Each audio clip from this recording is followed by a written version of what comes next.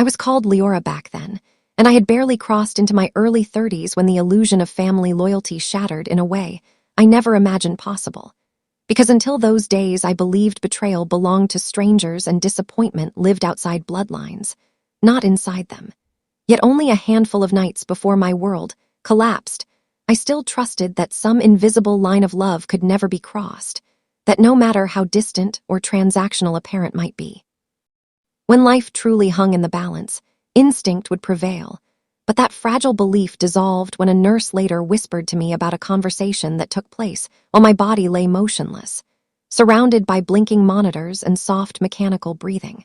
A conversation that reduced my existence to a ledger entry and ended with a single decision that would echo through every moment of my future. Because while I drifted somewhere between fatting darkness and the faintest hint of consciousness, my father stood under sterile fluorescent light and weighed the cost of my survival against the inconvenience it posed to his lifestyle, calmly instructing the physician to stop aggressive intervention and to allow nature to take its course should my heart falter. Not because recovery was impossible, but because the projected expenses offended his sense of efficiency. And although I did not hear those words at the time, they later arrived in my mind with a force so sharp it felt as if they carved a permanent scar into my bones, rewriting every childhood memory I had ever trusted and transforming the man who raised me into a stranger governed entirely by calculation. Before the collision that tore through my ordinary routine, my relationship with him had already been strained by years of subtle neglect, dismissive glances, and conversations that always circled back to money, profit, and control,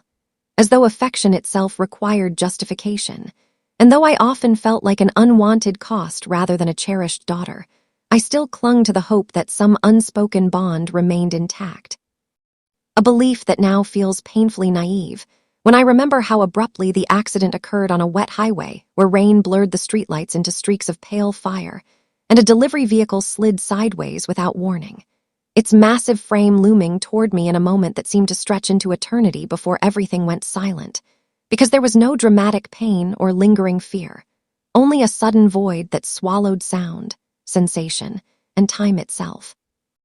leaving me suspended in an empty stillness where the world had no edges, no colors, no gravity, while elsewhere, far removed from that darkness, my fate was being negotiated like a failed investment rather than the fragile life of a human being.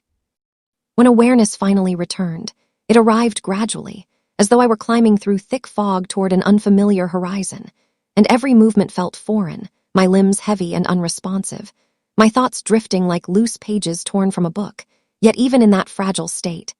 I sensed that something irreversible had occurred, that the air around me carried a weight far heavier than the machines that monitored my heartbeat. And when a nurse with exhausted eyes hesitated at my bedside before confessing the truth, I saw in her expression that she was not merely sharing information, but releasing a burden she had been forced to carry, telling me how my father had argued over costs, questioned the necessity of surgery, and finally signed a document that would prevent doctors from reviving me if my body failed, not because he believed I was already gone, but because he believed I was no longer worth the price of staying. And in that moment, something within me shifted into a stillness colder than grief. A quiet clarity that stripped away any remaining illusions about who he truly was. I did not react the way stories often suggest people do, with tears, screams, or dramatic confrontations, because shock does not always arrive as chaos. Sometimes it manifests as silence so deep it becomes its own form of armor.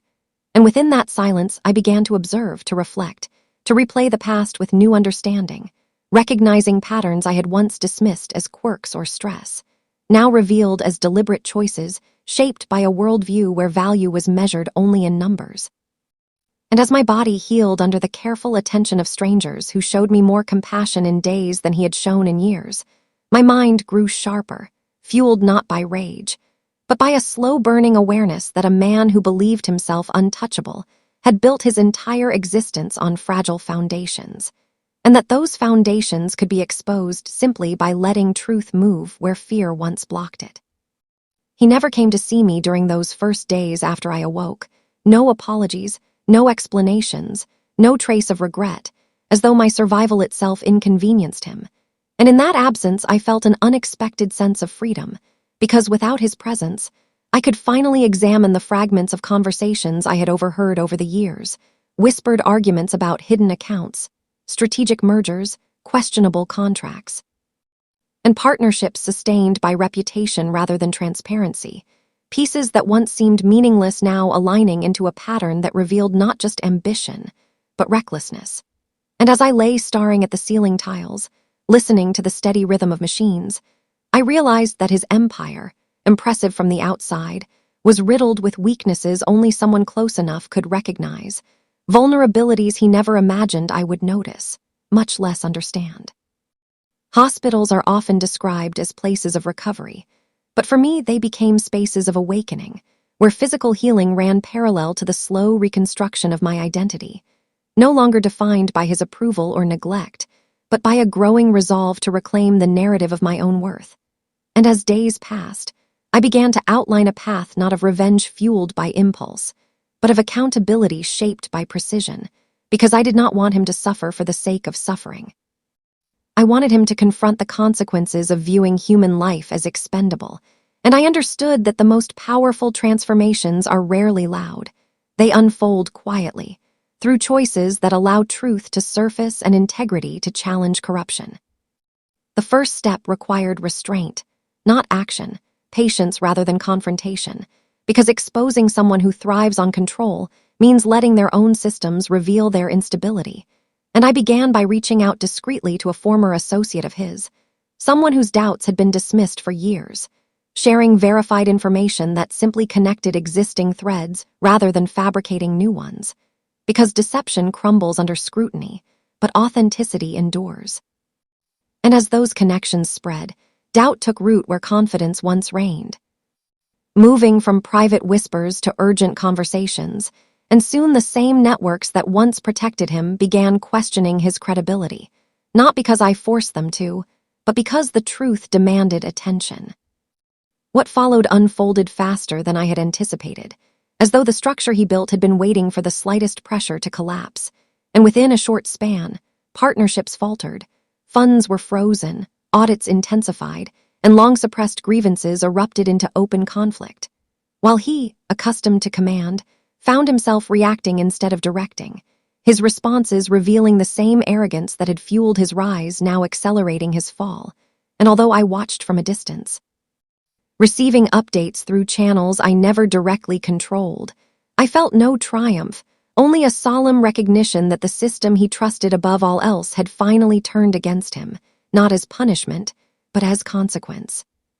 The speed of his unraveling stunned those who believed power was permanent, because within days, his reputation fractured, his assets were contested,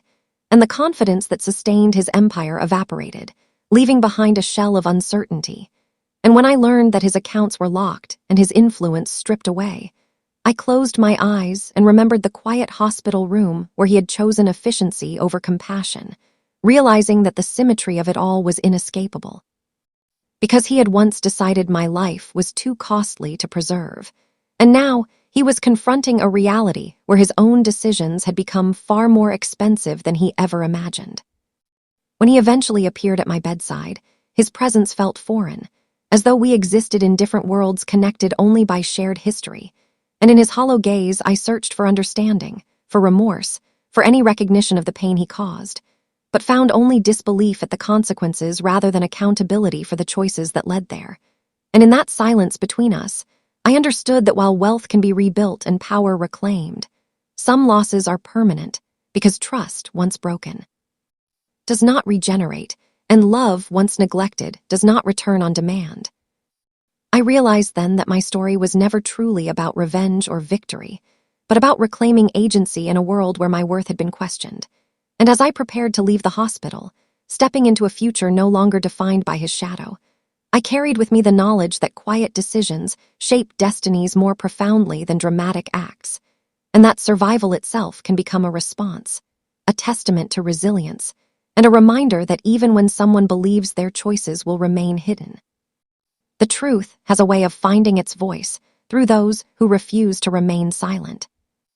The days that followed his collapse were filled with a strange stillness, not the peaceful kind, but the heavy silence that lingers after something massive has fallen and the dust has not yet settled.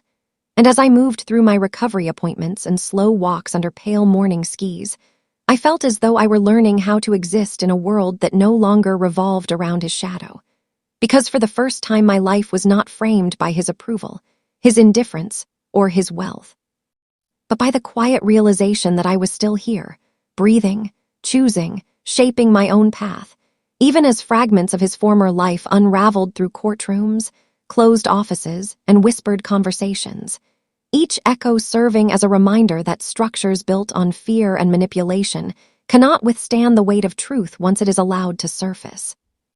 People often asked if I felt satisfied, if I felt victorious, if the downfall of a man who once held so much power brought me a sense of triumph. Yet what they could not understand was that what I felt was far more complex, a layered mixture of sorrow, relief, and solemn clarity. Because no outcome could ever restore the years of emotional distance, the nights spent questioning my worth, or the moment I learned that my life had been reduced to an expense in his calculations. And while his empire had disintegrated in a matter of days, the emotional consequences lingered, reshaping my understanding of family, trust, and resilience in ways I would carry for the rest of my life. As weeks passed, I began to rebuild myself within voices of consequence are heard until it is too late. And in reflecting on everything that had happened, I understood that my father's greatest loss was not financial, but spiritual, because in his pursuit of control, he had sacrificed connection, compassion, and the opportunity to be remembered with anything other than regret. Sometimes, late at night, I would revisit the memories of my childhood, searching for moments when love might have existed before ambition consumed him. And though those memories were tinged with sadness, they also reminded me that people are shaped by choices, not destinies, and that even those who fall the farthest were once capable of kindness, a truth that does not excuse their actions, but helps me release the weight of hatred that could otherwise anchor me to the past. In the quiet spaces of reflection, I found strength in forgiveness, not as a gift to him, but as a release for myself, because carrying resentment would only tether me to a story I had already outgrown. And while forgiveness did not mean forgetting or reconciling, it allowed me to reclaim my energy and redirect it toward creating a life rooted in authenticity, connection, and purpose, one that reflected who I had become rather than who I had been taught to be.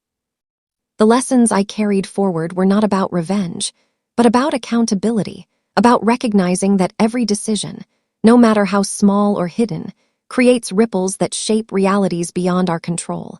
and that true power lies not in dominance, but in integrity, the courage to act with compassion even when no one is watching, and the humility to accept responsibility when our choices cause harm.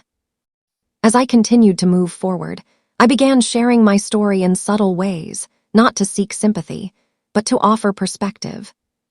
To remind others that resilience can emerge from the most unexpected places, and that even in moments of profound betrayal, there exists the possibility of transformation, of redefining oneself beyond the limitations imposed by others. And through those conversations, I discovered that many carried similar wounds, unseen and unspoken, each person navigating their own path toward healing.